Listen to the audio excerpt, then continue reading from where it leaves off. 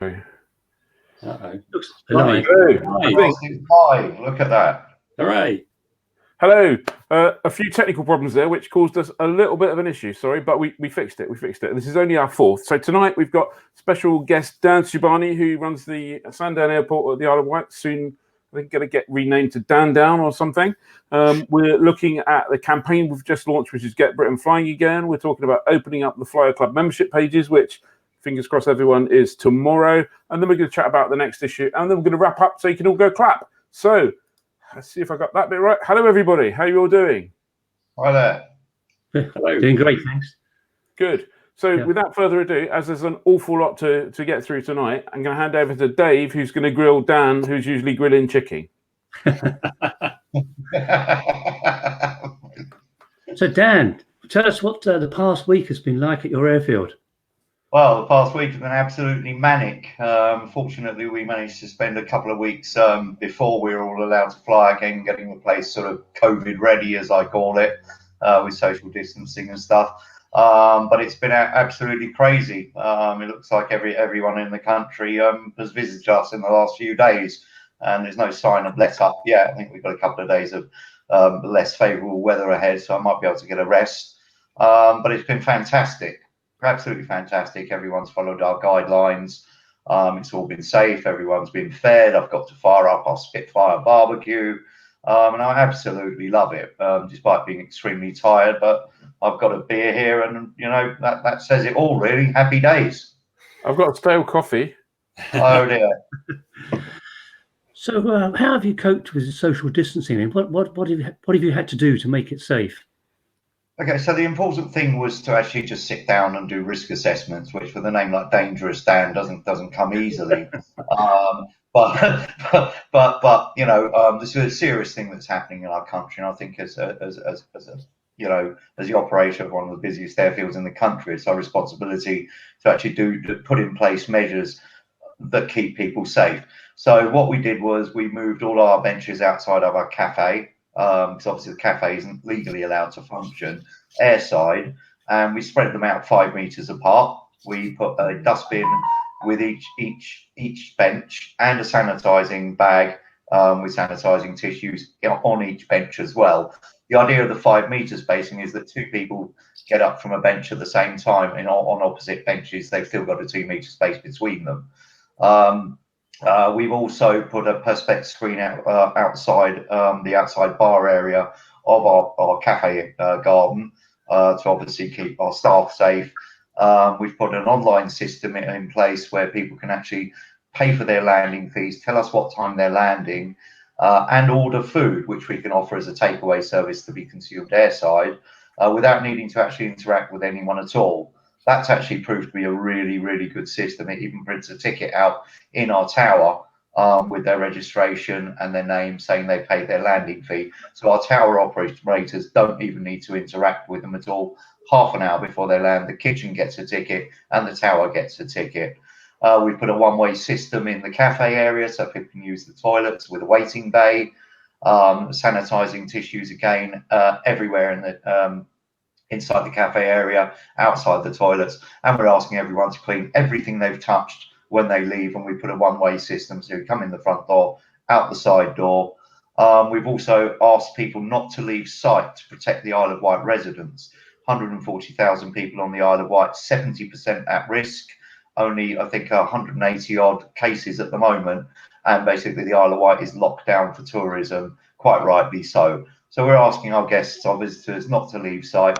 They can have nice food here, nice barbecue food, have some fun, but don't leave site. And on the whole, that you know, everyone's actually abided by it. So it's been absolutely fantastic. These weren't difficult things to put in place either. So Dan, the big question for many microlight people, and you're a microlight as well. So are you going to be holding Spanfield this year? It's very difficult to say. I mean, it's you know, we've got a lot of events that we've pushed back in the year. It wasn't just Spanfield. We had the Mary Ellis event. We've even got nothing to do with flying, but the world's biggest scooter rally. I've won the contract to host that at the airport. But I don't know at the moment. I think we need to look and see. I've moved Spanfield back to August at the moment. I'm mentally unprepared that we're probably not going to be running anything this year at all. And I think that would be the safest thing. Whether you can run a socially distant flying event, it's very difficult. We may be better off just waiting and letting nature take its course and say, well, okay, the world's on hold, let's do everything next year. So this famous Spitfire barbecue you talked about, and I've seen the pictures on Facebook and elsewhere. Are we going to be able to order it through Just Eat? Well, you can order it online via our website before you fly in. Pay a landing fee, say this is what I want. I'm just putting the new menu on for our next big barbecue, which we're probably going to have on Sunday because the weather's a bit dodgy tomorrow and day after. And you're going to be able to say, yep, I want a quarter chicken and chips, and I want it at 2:30. And at 2 o'clock, the order will print out in the kitchen and be waiting on a table airside for you when you land. Okay, Dan, thanks very much. That's really good to hear that you're doing well and showing other airfields how it might be done. Well, I hope people are looking at what we do, because these aren't difficult things to do, but they're sensible, pragmatic things to do, and every airfield operator needs to be doing it, rather than being scared of opening for visitors. We all need the visitors. Well, that neatly takes us into our second item, which Ian's going to talk about. Yay. So before we do, I just need to say something about your Spitfire barbecue and the idea of going online, ordering yourself a quarter of a chicken for $2.30 or whatever it is, and paying for it, and then getting there and it's ready. That's got to be the future of airfield catering, surely.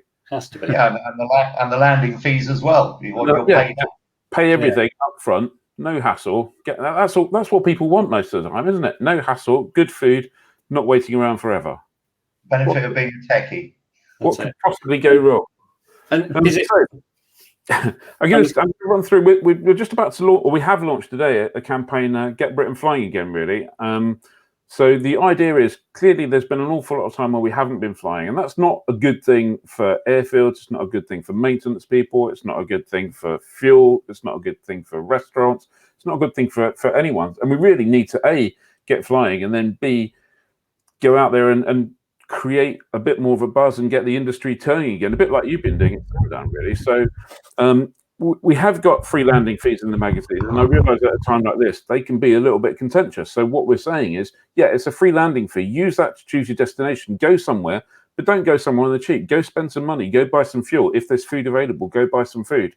If you want to make a donation to the landing fee, go make a donation to the landing fee. That would be great. We're going to interview on video, a little bit like this, but not with four of us, each airfield as well. So we'll be talking. So if we were doing Sandown, for example, we talk to you, say, why should we visit? What do people need to know about? What should they be aware of? It doesn't replace any of the official stuff, but it just gives a bit more of a human touch. So we're going to be doing that. Plus, for the advertisers out there, we've launched this match funding. So anyone who books any ads between now and the end of June will match whatever they're spending. So effectively doubling what they're getting for their money. We can only run it for a short period of time because we need to eat as well. And then what else are we doing? There's something else. I can't remember what it is. Match funding, videos. Oh, news from the airfields. That's it. And we've created a specific email address, which is airfieldnews@sega.aero for the airfields up and down the country, and actually any aviation business up and down the country.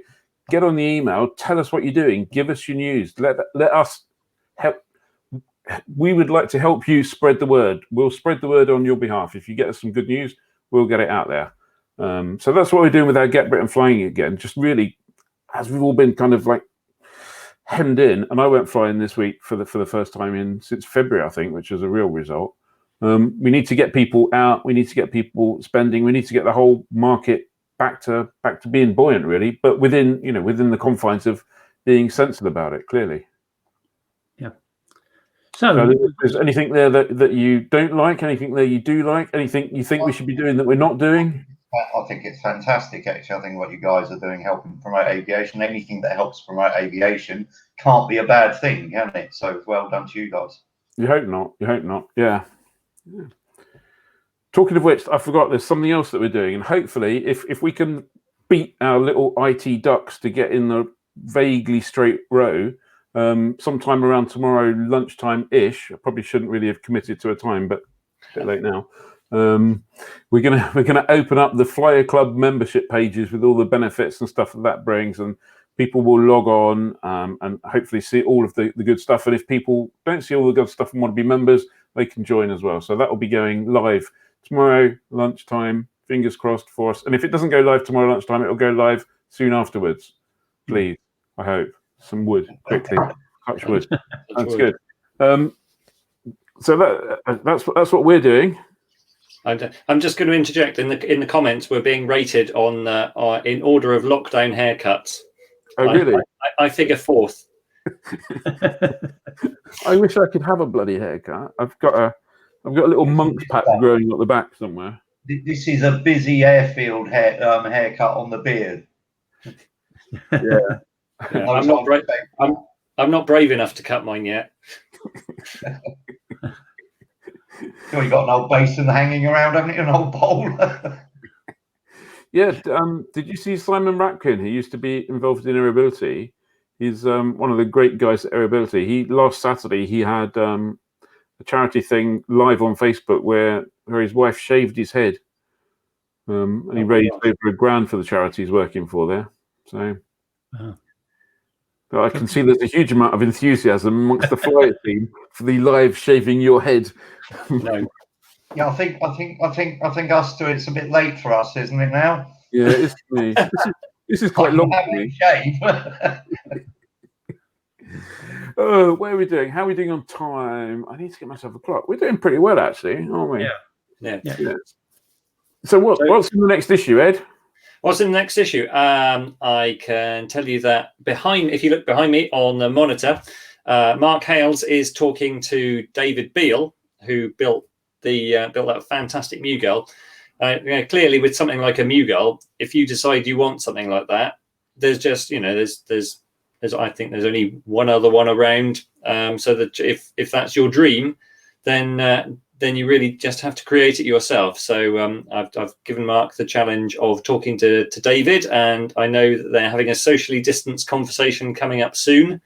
So that'll be, I think that's going to go on the cover of the next issue. So I'm really looking forward to that. I think that's going to be great. I know it's to go out there and build something like that from scratch. And David did it in fairly quick time as well. And it's a stunning piece of work. It is like just a drop dead gorgeous airplane, isn't it? Exactly. Yeah, I'll move out of the way. Yeah. I mean, I would never ever fit in one, but I just love it. I love those sort of, what do they call those? The sort of trouser stuff on the undercarriage. Oh, yeah, that's exactly it. The trousered gear looks fantastic. Yeah. Just looks stunning. And I think they did. What did they end up doing? 206? No, how many miles? 360 miles an hour or something? I can't remember. No, maybe not that fast, but they were speedy machines. They were 205 horsepower, weren't they? Yes, I believe so. Yeah. The latest one. I think the last ones went pretty damn fast. Yeah. Certainly more miles an hour, more than 1 mile an hour per horsepower, as it were. Yeah. So that's the big thing for next issue. So how do you go about building an aircraft if there's no plans or kit or any? How do you do it? How do you do it? Wright brothers, I suppose. I think David had access to drawings, but and I suspect he probably he went to see the existing one that's around, but otherwise it's just sheer willpower and getting get stuck in and make all the bits. So that'll be worth reading the article for. I think I'm really looking forward to that. So Mark's going to quiz him on building and what it's like to fly. Oh, he gets to fly it as well, does he? No, Mark. That's not going to happen. But if anyone can deliver an idea of what it's like to fly, then Mark, talking to David about that, Mark's going to do a great job. Yeah. There's a good question just come in from Mark Saunders for Dan. Really, I don't know if you can see that question, Dan. Can you talk? Yeah. What kind of runway improvements you've done over the winter?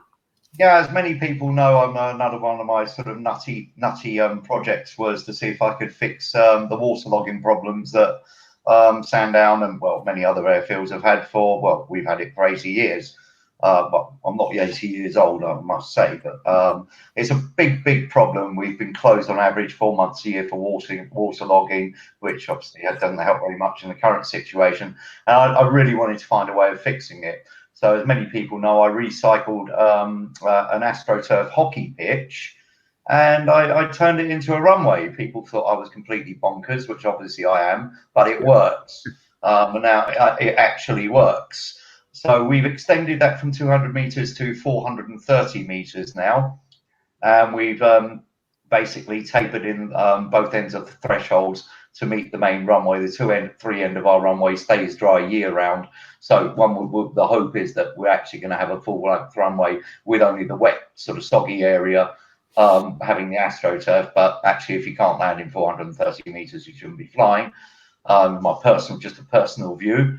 We're now actually this week just finishing off linking our concrete taxiway to the 05 end of the AstroTurf, so you'll never have to touch grass boggy area again.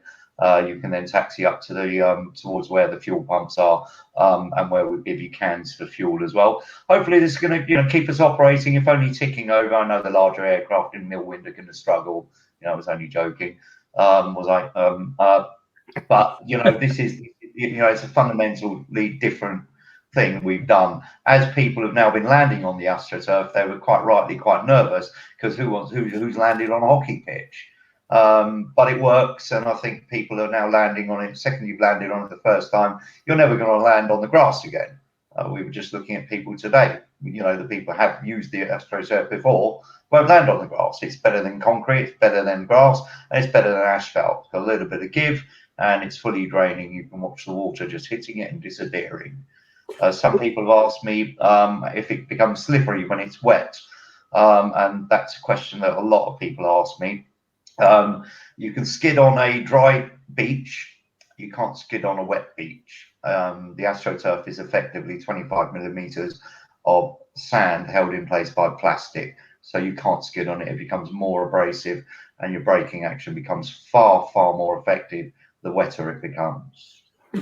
What maintenance is there on AstroTurf then? What do you have to do to keep it together? Well, we brush it from time to time. I really don't know. No one's actually done it before. So ask me in a couple of years and I'll let you know. I mean, if it rips, we can tape and glue it. The seams going across the runway, we've obviously taped and glued with industrial glue. That was £10,000 worth of glue alone. And the tape is about 1 meter wide itself. I mean, serious stuff. So it's the unknown. I really couldn't tell you. If it rips, we can cut a bit out and glue a new bit in. We've got plenty left over. Day-to-day maintenance, they brush sports pitches. That's all I can tell you. No idea. We'll see. So it sounds like Heathrow can take a leaf out of your book, seeing as you've been busier than them. You've been busier than them this week, haven't you? You've got to say that was brilliant. Absolutely funny as hell, isn't it? Like I was saying, we should ask for like Farmer's Class D now. Yeah. You realise that's not going to make you that popular, though. Control it. No, absolutely. But no one's answering the radio now, are they? At Solent, so. Well, you can say I'll have Class D for Dan. Exactly. Yeah, that's it. Dan down for D for Dan down. That's the one. Yeah, I've got some Class Dan airspace. Dangerous Dan, whichever mood you're in. What did you do before Sandown, Dan? Before Sandown, I ran an internet company, which I ran for 30 years. I was actually the 4th internet service provider in the entire country. I actually went then to run the IT systems for the World Air Games in Dubai. I met a couple of gyro pilots who were offering up a long lease on Sandown, and 10 minutes later we'd shaken hands. I went back to Heathrow Airport. My wife thought I'd bought a new plane and was screaming. I said, pack your bags, we're selling a business and changing our lives. And that's exactly what happened. And how's your wife now about it?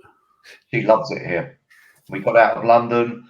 Life's beautiful here. It's a beautiful place to live. I'm in aviation, which I love. I had a blank canvas here of an airfield. I could build an airfield that I wanted to land at. Yeah. Which includes barbecues, showers with music and aromatherapy. Next year I want to put a sauna in. I can do all these things. I can see all sorts of things being on that website that we can buy. That's it. Yeah. How many movements a year do you have, Dan? So I think when I took over, it was about 3,000 movements. Movements, let's say visiting aircraft movements, you can double it. But we have 3,000 visiting aircraft. I think we did about 10,000 visiting aircraft last year. So I think people like Sandown. Wow. Yeah, it's significant. Absolutely significant. I mean, you know, I jokingly say it's the best airfield in the world, but you know, we strive to be exactly that. You know, all our volunteers help us. You know, I couldn't run it without them. And I certainly couldn't run it without, you know, the guys who fly in here and support me. But things like the barbecue, I think you've got to be innovative.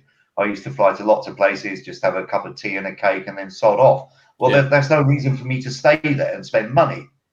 So what I want people to do is come to Sandown as a destination, as the destination airfield in the country, you know, if not Europe, and stay here, spend some money, have a nice barbecue, enjoy yourselves.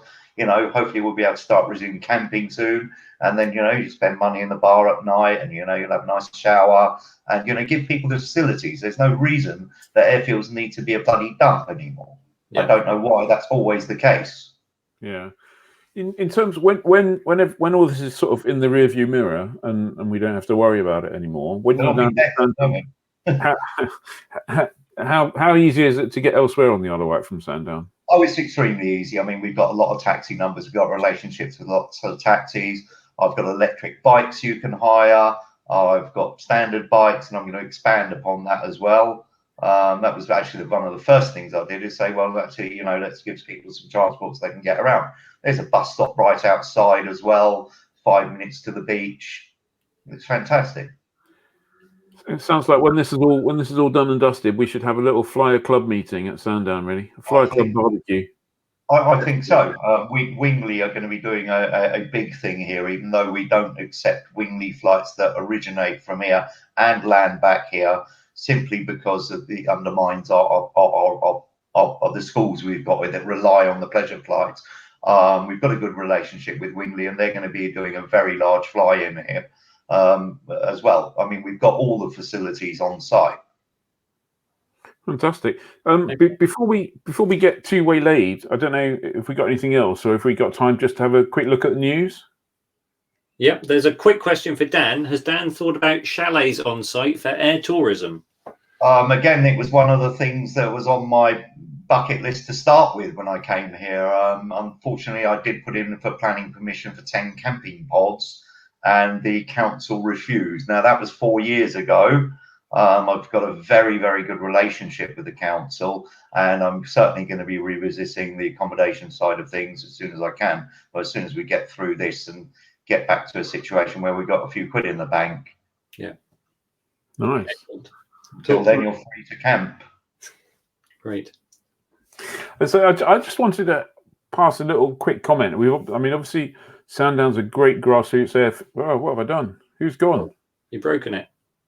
What's going on again? Dave, where did Dave go? Oh dear. We've lost Dave. He's gone completely. So anyway, well, Dave's lost completely, and we've only got another couple of minutes left anyway. I just wanted to say this week was quite significant because Piper and the FAA certified Autoland on the M600. I know that's at the completely different end of things. There's Dave. Let's bring Dave back. Hi, Dave. Hi there. Hi, Dave. This blinking internet stuff. Dave's moved house. Yeah, no, Dan, he does internet. On a serious point, before we end, I just wanted to sort of give the nod to basically Garmin and Piper for certifying Autoland on the M600. I know it's in the heavier end of general aviation, but I've seen it in use. I've sat in the back of I don't know if that bit's released yet. Sat in the back of another aeroplane with Autoland. Has it? Yeah, no, it must. Yeah, of course it has. We've had it on the thing. The Cirrus SF50 jet. And the auto, it's just a remarkable thing. You just press that button, let it go, and the airplane talks to you. The airplane talks to air traffic. The airplane. I've thought about this. How scary is that? It's amazing. The airplane, and the airplane lands on the runway. It auto brakes on the runway, and then it broadcasts on the frequency that says, runway 28 at St. Pete or whatever it is now closed until further notice. It actually closes the runway itself. It's amazing. Absolutely amazing. It's I mean, such So, I mean, clearly, sorry. That might be, and at the moment that's obviously on bigger stuff with auto throttle, but there's absolutely no reason why the technology is not, can't potentially trickle down. Even if you don't have auto throttle, the potential. Technology quite well. It always does. I Yeah. mean, look at like the for-flight synthetic vision now. I mean, this was stuff of people's dreams a couple of years ago, even. Yeah, absolutely. I bought one just to test it because I couldn't believe what I was seeing online. And I'm like, this stuff was 10 grand of avionics. Only the last time I looked at kitting a plane out. I mean, it's just amazing. It will trickle down. Yeah, no, we have an awful lot of really good stuff at the moment. Really good stuff. I do believe we are at the end of our stream. In order for people to be able to go out and do their clapping, 1956. We might even be a minute late. So I'd certainly like to thank everybody. Thank you, Dan, for coming along. Thanks, Ed. Thanks, Dave. Thanks, Facebook. Thanks, everyone, for joining us. And if you need a great destination this weekend, then Sandown is clearly the place to go. The barbecue will be on Sunday. I'm not sure I'll make it Sunday, but at some stage in the next week or two, I think I'll assume. It's looking good all week next week as well. Actually, it's looking really good. Yeah, fantastic. Yeah. We look forward to hearing that you've beaten Heathrow in the movements numbers again. Yeah, exactly. That's so fun. Look, we've got to be a bit light-hearted with what's going on. We can bury our heads in the sand and say, well, people are dying. We know that. But if people walk around miserable and depressed all the time talking about death, we need to look to the future. And we need to have a bit of humour injected into aviation. We fly for fun. Well, most of us do. And we want that back. And if airfield operators like me can't have a bit of enjoyment, a bit of pleasure, then what's the point in doing it? So thank you all, guys. Thank you. Thank you. Keep up the good work. And joining us, and we'll see you all next week, same time, same place.